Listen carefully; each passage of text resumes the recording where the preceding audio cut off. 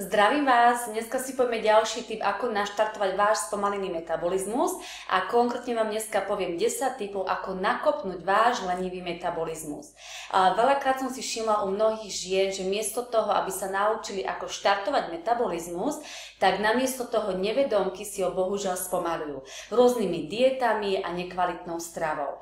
Takže práve dneska bude o tomto krátke video, aby som presne poskytla presných 10 konkrétnych krokov a pokiaľ tieto kroky dáte do praxe, tak vám garantujem, že aj vám sa zrýchli metabolizmus a už v priebehu pár týždňov, pár mesiacov budete na sebe pociťovať obrovské výsledky. Ale ešte predtým, ako sa do toho pustíme, tak sa možno teraz pýtate, že ako zistím, či mám spomalený metabolizmus. Veľmi jednoducho. Pokiaľ tam je nadváha do 10 kg, tak je to vyslovene už spomalený metabolizmus. Ak tá nadváha ale presiahne viac ako 10 kg, tak je to už vyslovene núdzový režim metabolizmu, kde už tým pádom vaše telo obrovsky trpí, kde môžete pociťovať bolesti kolien, chrbtice a to z toho dôvodu, že vaša kostra je už kompletne preťažená. Takisto môžete byť často unavené, môžete mať obrovskú dýchavičnosť, môžete sa potiť, jednoducho človek nevládze. Takže na to vlastne, aby sme naozaj naštartovali váš metabolizmus, je konkrétne dodržiavať určité kroky alebo určité také typy, ktoré potrebujete zaradiť do vášho bežného života. Aké sú tie typy? Poďme teda na to, máte sa na čo tešiť. Prvý krok je jednoznačne detoxikácia vášho tela. Čiže detoxikácia je nutnosť každého človeka. Ono človek bežne nad tým nerozmýšľa. Ráno vstane, umýje sa zuby, oči, tvár a podobne. Sprchuje sa na pravidelnej báze, umýva si vlasy na pravidelnej báze. Ale už nie pre každého človeka je úplne samozrejmé umývať si telo znútra. To znamená, naše telo má určité detoxikačné orgány. Ako je príklad pečeň, pľúca, čreva, obličky a mnoho ďalšie. Čiže najprv vaše telo, vaše orgány musia byť čisté a potom môžeme podniknúť ďalšie kroky. Ďalší taký typ je, nikdy nevynechávajte raňajky. Ja viem, že to ste určite už možno počuli, že raňajky sú základom dňa. Áno, máte pravdu, není to len otrepaná fráza. To znamená, že ráno ako vy stanete, tak maximálne zhruba do hodinky sa štartuje aj váš metabolizmus. Čiže ráno vaše telo potrebuje naozaj kvalitné a výživné raňajky. Čiže ráno, ak stanete a dáte si na raňajky kávu, ktorá zaťaží žalúdok a spomalí metabolizmus, není dobrá voľba.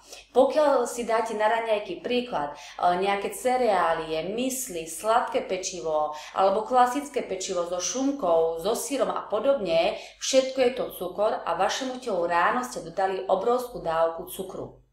Ďalší typ je pravidelná strava. To znamená, že potrebujete sa stravovať na pravidelnej báze 5 až 6 krát denne. To znamená, každé zhruba 3 hodinky by ste mali prijať určitú stravu.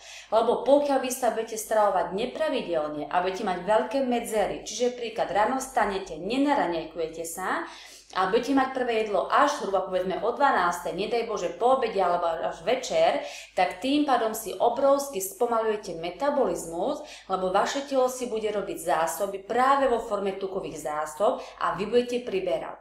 Lenže pokiaľ vy sa budete stravovať pravidelne na pravidelnej báze, zhruba každé 3 hodiny, tak vám sa metabolizmus rýchli a nemá absolútne žiadny dôvod robiť si zásoby. Ďalší typ je určite pravidelný a kvalitný pitný režim. Pitný režim je veľmi dôležitý pri detoxikácii tela, ale takisto aj pri redukcii hmotnosti. Pokiaľ nebudete piť, tak vaše telo budete dostávať do stavu dehydratácie, no a dehydrovaný organizmus rovná sa spomalený metabolizmus. No a vedľajšie účinky je samozrejme únava, zápcha a takisto, kde už potom telo si zadržiava takisto aj vodu a môžete vlastne aj opúchať.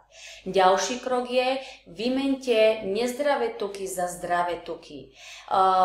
Pokiaľ pridáte do vášho jedálnička zdravé tuky, ako sú príklad semienka rôzne, alebo orechy, avokádo a podobne, alebo kvalitné doplnky výživy, tak sa aj neviete predstaviť, ako vám to dokáže ovplyvniť vaše zdravie, váš slad, takisto aj chudnutie. Konkrétne na túto tému som už písala článok, takže potom vám link dám určite pod video, tak potom si kľudne môžete prečítať alebo poprípade pozrieť video.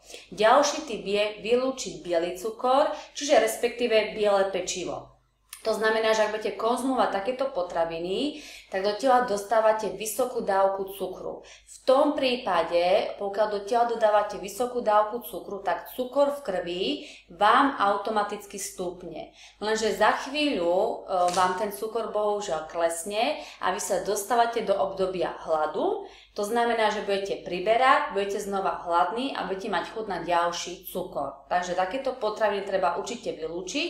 No a pokiaľ vlastne budete aj prijímať potraviny, ktoré obsahujú vysokú dávku cukru, tak bohužiaľ telo to potom nedokáže zúžitkovať a prebytočný cukor premieňa v podobe tuku a práve ten tuk sa vlastne ukladá okolo tých vnútorných orgánov. No a biele pečivo bohužiaľ nemá žiadne vitamíny, žiadne minerály, žiadna vláknina a obsahuje vysokú dávku cukru. Ďalší typ je určite, že začnite menej soliť, lebo sol zadržiava vodu. Teraz si poviete, ako teda zistím, že moje telo zadržiava vodu? Veľmi jednoducho, začínate opúchať, ako som už spomínala. Môžu vám puchnúť kolena, lítka, členky, dvojitá brada, ale z dlhodobého hľadiska aj problémy s vysokým krvným tlakom. Takisto pocit plnosti, zavodnenia a pocit, že si hovoríte už možno, bože, ja priberám už aj z vody. To sa stáva preto, lebo vlastne vy pijete málo a telo si zadržiava vodu. Čiže vlastne aj tá soľ si zadržiava vodu vo vašom organizme. Ďalej, jednoznačne treba vylúčiť alkohol. A to z toho dôvodu, že alkohol obsahuje vysokú dávku cukru. Takže o tom cukre som už spomínala. Najväčšie zlo je pivo a tvrdý alkohol. To obsahuje najviac dávku cukru. Keď už predsa pôjdete na nejakú oslavu alebo budete niečo oslavovať, tak jednoznačne také najmenšie zlo je pohár bieleho suchého vína. Ďalší typ je, treba určite zvýšiť rastlinné proteíny. Veľký mýtus je, že len pohybom sa buduje svalová hmota.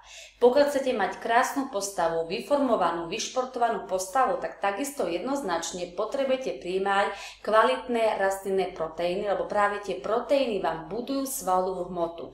No a sval vám spaľuje tuk. Takže naozaj menej tých živočíšnych a viacej tých rastlinných. No a posledný krok je určite pohyb. Takisto sa mi veľakrát stáva, že väčšinou ženy si myslia, že teda, alebo sa rozhodnú, že idem chudnúť a začnú športovať a maximálne zmenia stravu. Toto naozaj bohužiaľ nestačí, lebo treba si zapamätať, že 80% je výživa tela plus detoxikácia tela a šport je len 20%. Samozrejme, že šport je veľmi dôležitý, zrýchľuje metabolizmus, štartuje metabolizmus, buduje sa aj svalová hmota pri športe. Takže ja určite doporučujem minimálne 2-krát do týždňa si zašportovať, či je to už beh, korčule, fitko, to je úplne jedno, ale mať nejaký aktívny pohyb a pokiaľ budete dodržiavať tie kroky, ktoré som spomínala pred chvíľočkou, tak naozaj váš metabolizmus nenechá dlho čakať a sa vám krásne bude postupne štartovať a budete to automaticky na sebe aj pociťovať. Takže to bolo krátkych 10 tipov, ako si naštartovať, nakopnúť váš lenivý metabolizmus. Ja teda pevne verím, že vám tieto tipy určite pomohli. Ak sa vám video páčilo, tak určite lajkujte, zdieľajte, komentujte. A ak ste takisto aj vy typ ženy, ktorá potrebuje pomôcť, poradiť, schudnúť, nastaviť redukčný program, pomôcť pri chudnutí, tak mi určite napíšte. A takisto určite navštívte aj môj blog www.chudnutezradosťou.sk a budem sa na vás tešiť v ďalšom videu a v ďalšom článku. Majte sa krásne, dovidenia.